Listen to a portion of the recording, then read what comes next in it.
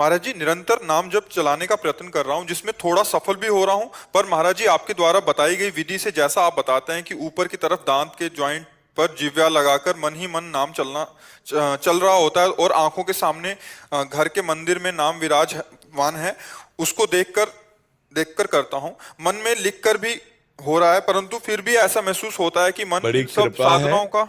कम समय में इतना लाभ ले लिए हो तो चुप रहो और धैर्यपूर्वक अभ्यास बढ़ाते रहो। कोई गलती ना हो तो आगे जो चाहत है वो पूरी हो जाएगी कि हमारा निरंतर भजन चलने लगे, हम आनंद में डूब जाएं, हमारी मंत्राकार वृत्ति, वो सब हो जाएगा।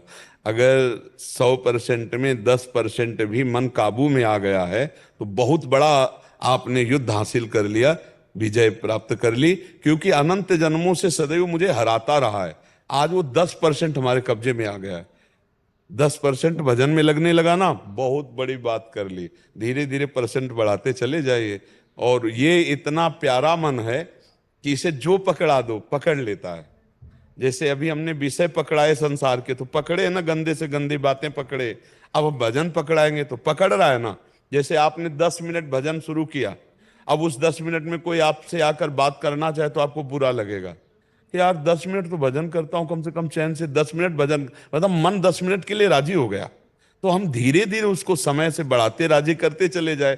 फावड़ा चलाते हुए, व्यापार करते हुए, नौकरी करते हुए, धीरे धीरे अंदर ही अंदर नाम जप कर रहे हैं, बाहर से शरीर से कर्म कर रहे हैं, बहुत बढ़िया भजन हो जाएगा।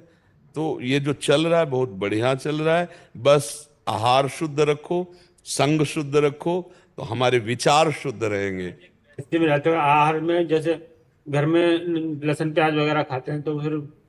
नहीं, लहसुन प्याज और ये तमोगुण की वृत्ति करने वाला, इसमें मंत्राकार वृत्ति तो के कारण अगर घर में नहीं। बोले तो पत्नी है, फिर वो कहती है हम भी नहीं खाएं क्या तुम्हारे चक्कर में। हाँ, तो वो अमरवती है क्या?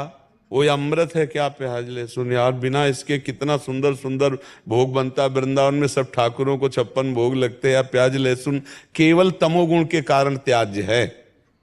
अच्छा, दुर्गंध नहीं आती? लेकिन आती है ना दुर्गंध।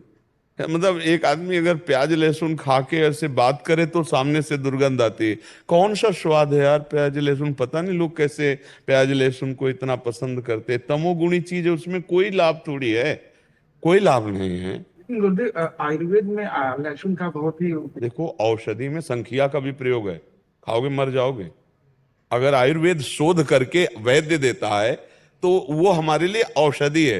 देखो, बहुत सी औषधियां दूषित पदार्थों से बनती है, लेकिन दूषित पदार्थ नहीं है, उसे हम औषधि बोलते हैं। हम औषधि पा रहे हैं अच्छा औषधि के रूप में। तो औषधि के रूप में जैसे किसी का गठिया बात है, गठिया रोग है, तो लहसुन बड़ा काम करता है। आप उसको कैप्सूल की तरह ले जाओ, हमने देखा है। लेकिन चटनी और सब्जी और भोजन में नहीं डाल सकते।